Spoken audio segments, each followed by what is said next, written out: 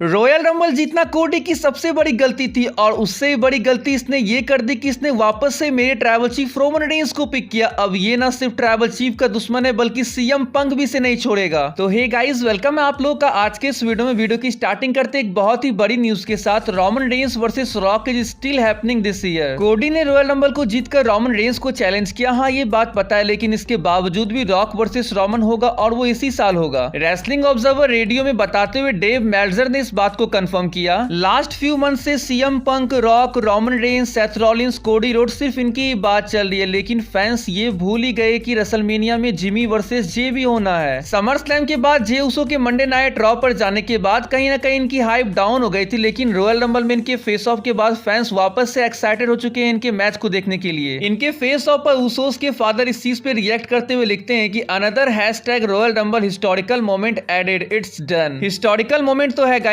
जो भाई एक दूसरे का कभी साथ नहीं छोड़ते थे, आज वो एक दूसरे के फेस टू फेस खड़े हैं। एंड मैं आप लोगों को बता दूं कि अब रॉ और स्मैकडाउन में आप लोगों को उसोस का फ्यूड स्टार्ट होते हुए दिखेगा। ये बहुत बड़ा मैच होगा गाइस, पॉसिबली रेसलमेनिया के नाइट 1 का मेन इवेंट मैच ये हो सकता है। सीएम पंक स्टार्टिंग से ही फेवरेट थे to win the royal rumble, लेकिन वो नहीं जीते क्योंकि WWE कोडी को इतना स्ट्रॉन्ग दिखाना चाहते हैं। वो फैंस को ये बिलीव कराना चाहते हैं कि कोडी ही वो बंदा है जो रोमन रेंस को हराएगा। तो ऐसे में उन्होंने सीएम पंक को साइड करते हुए कोडी को back to back Royal Rumble जितवा दिया। लेकिन अब सीएम पंक का क्या, उनकी भी स्टोरी थी। इतने साल दिए उन्होंने WWE को, लेकिन अब तक उन्होंने कभी भी रेसलमेनिया को मेन इवेंट नहीं किया था। उनकी भी स्टोरी थी रेसलमेनिया को मेन इवेंट करने का। अब गाइस, एक टाइम पर तो एक ही स्टोरी खत्म हो सकती है और कोडी की स्टोरी लास्ट ईयर से पेंडिंग है, तो वो फिनिश कराना WWE ने अपनी फर्स्ट प्रायोरिटी समझी। लेकिन यहाँ नोट करने वाली बात है, रॉयल रंबल के एंडिंग पर आपने ध्यान दिया कि वो किस तरीके से एंड हुआ। सीएम पंक ने दो चीजें करी जो कि कहीं ना कहीं ये हिंट करता है कि उनका कैरेक्टर चेंज होने वाला है। मैच में सीएम पंक ने कोडी रोड्स को पेडिग्री लगाई। वो एक हील ही करेगा कोडी को उल्टा दिखाने के लिए और ट्रिपल एच की तरफ एक शॉट लेने के लिए। सेथ भी पेडिग्री लगाते हैं, तो सेथ रॉलिंस की तरफ भी उनका एक हिंट था। और गाइस, पता है ये दूसरी चीज क्या था? सीएम पंक कोडी से कहते हैं कि I didn't wait to 10 years to lose to Dusty's kid. मैंने 10 साल इंतजार इसलिए नहीं करा कि मैं आके डस्टी के बेटे से हार जाऊं। तो वो एक हील ही बोलेगा, एक ऐसा लाइन बेबी फेस को उसको बुरा फील कराने के लिए। अब गाइस, WWE सीएम पंक को हील इसलिए बनाना चाहते हैं क्योंकि सेथ अभी WWE में एक बहुत ही पावरफुल बेबी फेस है और WWE भी कहीं ना कहीं इस बात को रियलाइज कर रही है कि अगर हमें सीएम पंक वर्सेस सेथ कराना है और हमें the best of best reaction चाहिए, इस स्टोरी लाइन की बेस्ट आउटकम चाहिए, तो हम क्या कर सकते हैं? उस केस में CM Punk can become a heel, क्योंकि अगर सीएम पंक एक हील बन जाते हैं और सेथ फेस है तो और भी ज्यादा इंटरेस्टिंग चीजें हो जाएगी। सीएम पंक ने कहा उन्होंने 10 साल इंतजार इसलिए नहीं करा कि वो डस्टी के बेटे से हार जाए, लेकिन वो तो हार गए डस्टी के किड से। अब ऐसे में गाइस, सीएम पंक इतनी आसानी से तो कोडी का पीछा नहीं छोड़ेंगे। उन्होंने उनके रेसलमेनिया के मेन इवेंट करने के ड्रीम को छीना है। ड्रीम की बात करें तो गाइस, मुझे लगता है कि रोमन को इतने बुरे बुरे ड्रीम आ रहे हैं कोडी के रॉयल रंबल जीतने के बाद कि उनका जीना हराम हो रखा है। ब्रॉक से फ्यूड के बाद गाइस, मैंने पहली बार रोमन रेंस को इतना परेशान देखा। कोडी के रॉयल रंबल जीतने के बाद फैंस रोमन रेंस को चिढ़ा रहे हैं कि ट्राइबल चीफ अब तो तेरा टाइम गया। रोमन की वीडियो सोशल मीडिया पर इतनी वायरल हो चुकी है कि कमेंट में फैंस रोमन को हारने की बधाई दे रहे हैं। फ्रस्ट्रेट होते हुए रोमन ने WWE से कहा कि वो इस वीडियो को डिलीट करे। फैंस के इतना कुछ कहने के बाद रोमन के अंदर एक डर सा बैठ गया है कि कोडी उन्हें हरा देंगे और इस डर को, फ्रस्ट्रेशन को रोमन कोडी पर अटैक करके निकालेंगे। और गाइस, कोडी को ये भी भूलना नहीं चाहिए कि रोमन के साथ साथ सीएम पंक भी उनके पीछे पड़े, वो भी कभी भी उन पे अटैक कर सकते हैं। रॉयल रंबल में गाइस, हमने ब्रॉक लेसनर के रिटर्न को नहीं देखा। अब हमें ब्रॉक लेसनर रेसलमेनिया में भी देखने को नहीं मिलेंगे। जैसा कि आप लोगों को पता है कि रेसलमेनिया में गुंथर के साथ उनका मैच प्लान था, लेकिन अब ये मैच नहीं होगा क्योंकि आप लोगों को पता है ना उनके ऊपर किस तरह के एलिगेशंस लगाए गए हैं। रॉयल रंबल में ब्रॉक लेसनर के रिटर्न को ब्रॉन ब्रेकर ने रिप्लेस किया। और क्या इंटरेस्टिंग बात आपको पता है, रॉयल रंबल में ब्रॉक लेसनर को डोमिनिक मिस्टीरियो एलिमिनेट करता अगर उनका रिटर्न होता तो। क्योंकि गाइस, ब्रॉक जिन सुपरस्टार्स को एलिमिनेट करते ब्रॉन ब्रेकर ने उन्हें किया और ब्रॉन ब्रेकर को डोमिनिक मिस्टीरियो ने एलिमिनेट किया। यानी अगर ब्रॉन ब्रेकर की जगह ब्रॉक होते तो डोमिनिक मिस्टीरियो उन्हें एलिमिनेट करते। और इसके बाद WWE का Brock Lesnar versus Dominik Mysterio का मैच कराने का प्लान था एट एलिमिनेशन चेंबर। लेकिन अब ये चीजें नहीं होगी क्योंकि आपको पता है कि ब्रॉक के साथ अभी क्या सीन है। जॉन सीना के बाद गाइस, अगर WWE का कोई सबसे बड़ा बेबी फेस सुपरस्टार होगा वो है कोडी रोड्स। इनफैक्ट WWE खुद मानती है कि Cody Rhodes next John Cena है उनके कंपनी का। WWE के साथ साथ जॉन सीना भी कहीं ना कहीं इस बात को मानते हैं। कोडी रोड्स के रॉयल रंबल विक्ट्री पे जॉन सीना ने अपने इंस्टाग्राम पे इस पिक्चर को पोस्ट किया। कोडी को कांग्रेचुलेट करते हुए सीना का भी ये मानना है कि he is the future and the face of WWE। Last update guys, आप लोगों के लिए कुछ ये कि ब्रॉन ब्रेकर अब आप लोगों को परमानेंटली मेन रोस्टर में ही देखने को मिलेंगे। रॉयल रंबल एक तरीके से कहीं ना कहीं उनका मेन रोस्टर डेब्यू था। रॉयल रंबल के बाद ब्रॉन बताते हैं कि this is my house now and I am ready for the work. तो आज के इस वीडियो को ही पेंट करते हैं। वीडियो अच्छी लगी तो चैनल को जरूर सब्सक्राइब कर लीजिएगा। So see you guys in my next video. Till then bye and take care.